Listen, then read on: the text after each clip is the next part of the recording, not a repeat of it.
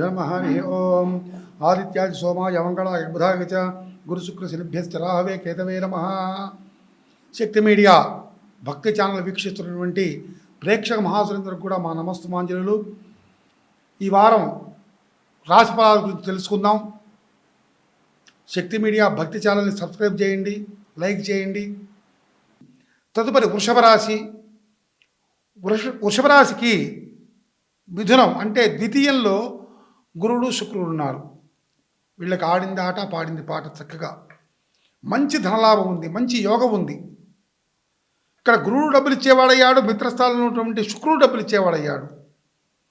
కాబట్టి రెండు గ్రహాలు, బలమైనటువంటి గ్రహాలు ద్వితీయంలో ఉన్నాయి. కాబట్టి వృషభ రాశి వాళ్ళకి ఉద్యోగరీత్యా అయినా వ్యాపార రీత్యా అయినా మంచిగా కలిసి వస్తుంది.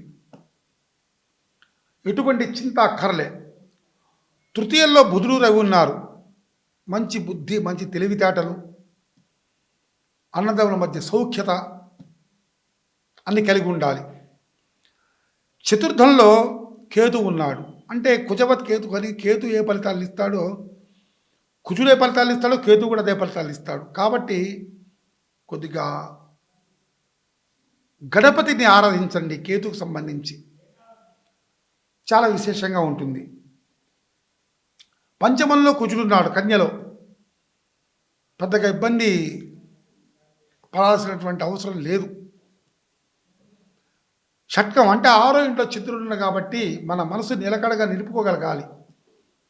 మన మనసే మాట వినపోతే ఇంకెవరు వింటారండి మన మాట?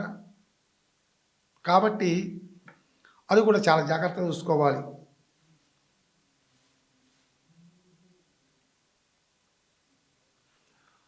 దశమంలో రాహు ఉన్నాడు.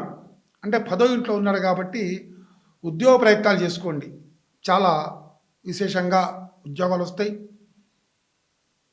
ఏకాదశిలో శని ఉన్నాడు కాబట్టి మంచి లాభస్థానంలో ఉన్నాడు వృషభ రాశి వారికి.